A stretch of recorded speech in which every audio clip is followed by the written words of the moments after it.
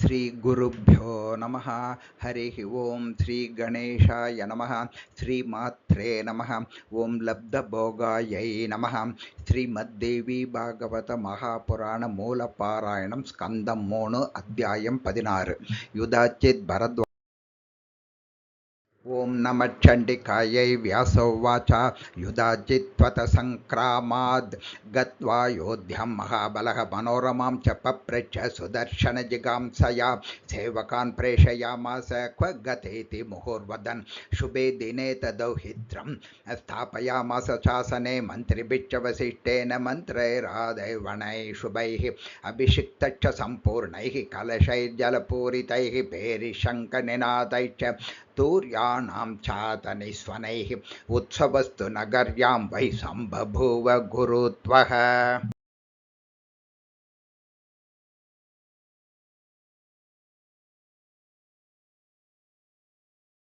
ವಿಪ್ರಾಣಾಂ ವೇದ ಪಾಠೈಶ್ಚ ಬಂದಿನಾಂ ಸುತುಭಿಸ್ತಥಾ ಅಯೋಧ್ಯಾಮುದಿತೆ ವಾಸಿ ಜಯ ಶಬ್ದೈ ಸುಮಂಗಲೈಃ ಹೃಷ್ಟಪುಷ್ಟಜನಾಕೀರ್ಣ ಸ್ತುತಿವಾದಿತ್ರ ನಿಸ್ವನಾ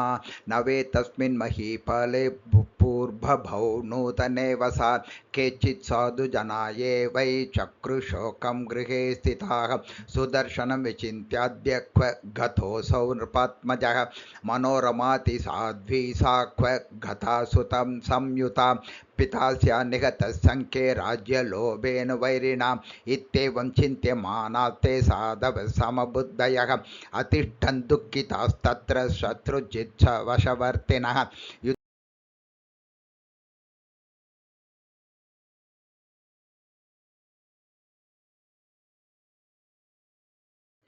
ಶ್ರುತ್ವಾ ಸುದರ್ಶನಂ ತತ್ರ ಮುನೀನಾಮಾಶ್ರಮೇ ಸ್ಥಿತಂ ಹಂತು ಕಾಮೋ ಜಗಾಮಾಶು ಚಿತ್ರಕೂಟಂ ಸ ಪರ್ವತಂ ನಿಷಾದಾತಿಪತಿಂ ಸೂರಂ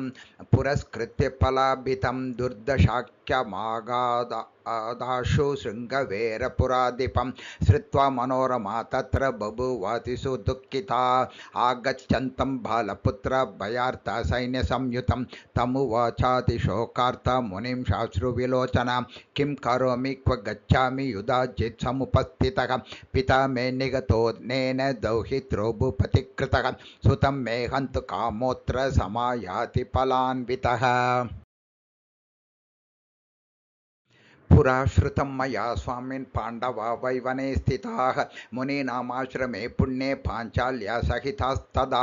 ಗತಾಸ್ತೆ ಮೃಗಯಾಂ ಪಾರ್ಥ ಭ್ರಾತರ ಪಂಚಯೇವ ತೇ ದ್ರೌಪದಿ ಸಂಸ್ಥಿತಾ ತತ್ರ ಮುನೀನಾಮಾಶ್ರಮೇ ಶುಭೇ ಧೌಮ್ಯೋಧ್ರಿರ್ಕಲಗಲವ ಪೈಲೋ ಜಾಪಾಲಿರ್ಗೌತಮೋ ಭೃಗುಃ ಶ್ರವಣಶ್ಚಾತ್ರಿಗೋತ್ರಶ್ಚ ಕಣ್ವಶ್ಚೈವ ಜತುಕ್ರತುಃ ವೀದಿಹೋತ್ರ ಸುಮಂತುಶ್ಚ ಯಜ್ಞದತ್ತೋತ ವತ್ಸಲಃ ರಾಶಾನಕಕೋಡಶ್ಚ ಯವಘ್ರೈರ್ಯಜ್ಞಕೃತ್ಕ್ರತುಃ ಏತೆ ಚಾನ್ಯೇ ಚ ಮುನಯೋ ಭಾರದ್ವಾಜಾತಯಃ ಶುಭಾಃ ವೇದ ಪಾಠಯುತಾ ಸರ್ವೇ ಸಂಸ್ಥಿತಾಶ್ಚಾಶ್ರಮೇ ಸ್ಥಿತಾ.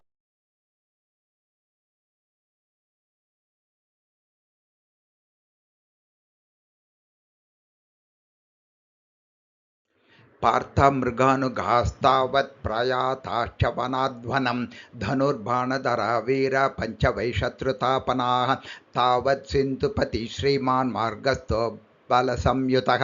ಆಗತಶ್ಚಾಶ್ರಮಾಭ್ಯಾಸೇ ಶ್ರುತ್ವಾ ತು ನಿಗಮಧ್ವನಿಂ ಶ್ರುತ್ವಾ ವೇದಧ್ವನಿಂ ರಾಜ ಮುನೀನಾಂ ಭಾವಿತಾತ್ಮನಾಂ ಉತ್ತತಾರತಾತೂರ್ಣಂ ದರ್ಶನಾಕಾಂಕ್ಷಯಾ ನೃಪಃ ಯದಾ ನಿರಗಮತ್ ತತ್ರ ಪ್ರತ್ಯದ್ವಯ ಸಮನ್ವಿತಃ ವೇದಪಾಠಯುತಾನ್ ವೀಕ್ಷ್ಯ ಮುನೀನುದ್ಯಮ ಸಂಸ್ಥಿತಃ ಕೃತಾಂಜಲಿಪುಟ ಸ್ವಾಮಿನ್ ಸಂಸ್ಥಿತೋತ ಜಯತ್ರತಃ ಆಶ್ರಮೇ ಮುನಿಭಿರ್ಜುಟ್ಟೆ ಭೂಪತಿ ಸಂವಿವೇಶಃ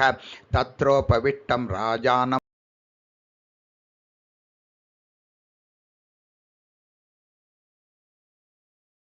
ತಾಸಾಂ ಮಧ್ಯೆ ವರಾರೋಹ ಯಾಜ್ಞಸೇನಿ ಸಮಾಗತಾ ಜಯತ್ರತೇನ ದೃಷ್ಟಾ ಸಾ ರೂಪೇಣ ಶ್ರೀರಿವಾ ಪರಾ ತಾಂ ವಿಲೋಕ್ಯ ಸ್ಥಿತಾ ಪಾಂಕಿಂ ದೇವಕನ್ಯಾಮಿವ ಪರಾಂ ಪಪೃಚ್ಛ ನೃಪತಿರ್ದೌಮ್ಯಂ ಕೇಯಂ ಶ್ಯಾಮಾವರಾನನಾ ಭಾರ್ಯಾ ಕಸ್ಯ ಸುತಾ ಕಸ್ಯ ನಾಮ್ನಾ ಕಾವರವರ್ಣಿನಿ ರೂಪಲಾವಣ್ಯ ಸಂಯುಕ್ತ ಸಾಚೀವ ವಸುತಾಂಗತಾ ಪರ್ಭೂಲವನ ಮಧ್ಯಸ್ಥ ಲವಂಘಲತಿಕಾ यथा राक्षसी वृन्दगा नूनं रम्भे वापा भाति भामिनी सत्यं वद महाभाग कस्य यं वल्लभा बला राजपत्नीव सा चापादि नैषा मुनिवधूर्द्विज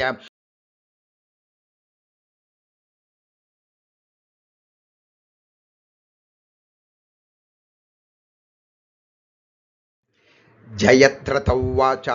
क्व कथा पाण्डवा पञ्चशूरा सम्प्रति विसृताः वसन्त्यत्र वने वीरावीतशोका महाबलाः धौम्य उवाच मृगयार्थं गतः पञ्चपाण्डवा रथसंस्थिताः आगमिष्यन्ति मध्याह्ने मृगनादाय पार्थिवाः तच्छ्रुत्वा वचनं तस्य उदतिष्ठदसौ नृपः द्रौपदी सन्निधौ गत्वा प्रणम्येदमुवाचः कुशलं मे वरारोहे क्व गता पतयश्च ते एकादश गतान् यद्य वर्षाणि च वने किल द्रौपदी तु तदोवाच स्वस्ति तेस्तु नृपात्मज विश्रमस्वाश्रमाप्याशे क्षणात्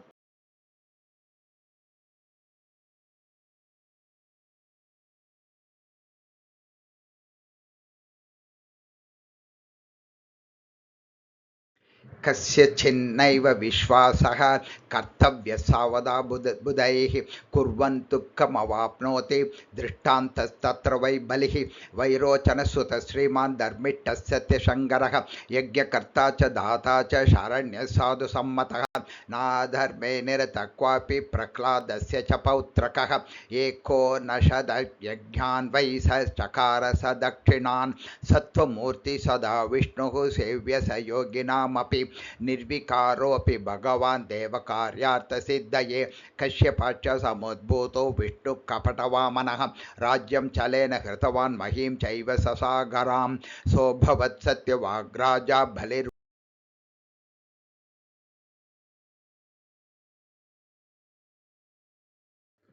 अन्य किं न करोत्येवं कृतं वै सत्त्वमूर्तिना वामनं रूपमास्ताय यज्ञपादं चिकीर्षत न च विश्वसितव्यं वै कदाचित् केनचित् तथा लोपश्चेतसि चेत् स्वामिन् कीदृक् पापकृतं पयं लोपाहता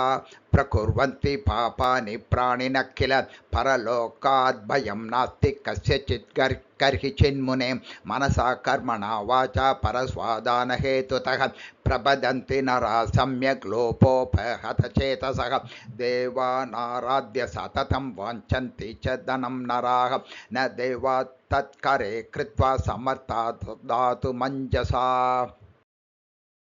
अन्यस्यानीयते वित्तं प्रयच्छन्ति मनीषितं वाणिज्येनातदानेन चौर्येणापि बलेन वा विकर्यार्थं गृहीत्वा च धान्यवस्त्रादिकं बहु देवानर्चयते वैश्यो महद्धिर्मे भवेदिति नात्र किं प्रवृत्ते च वाणिज्येन परन्तप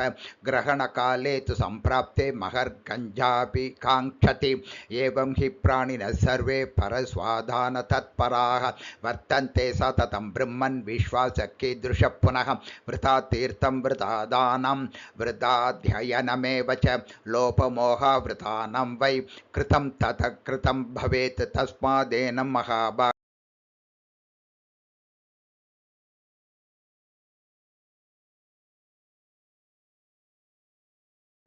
इत्युक्तोऽसौ मुनिस्तावद् गत्वा युधाजितं नृपमुवाच वचनं राज्ञे भारद्वाजप्रतापवान् गच्छ राजन् यथा कामं स्वपुरं नृपसत्तमनेयं मनोरमाप्येति बालपुत्रासु दुःखिता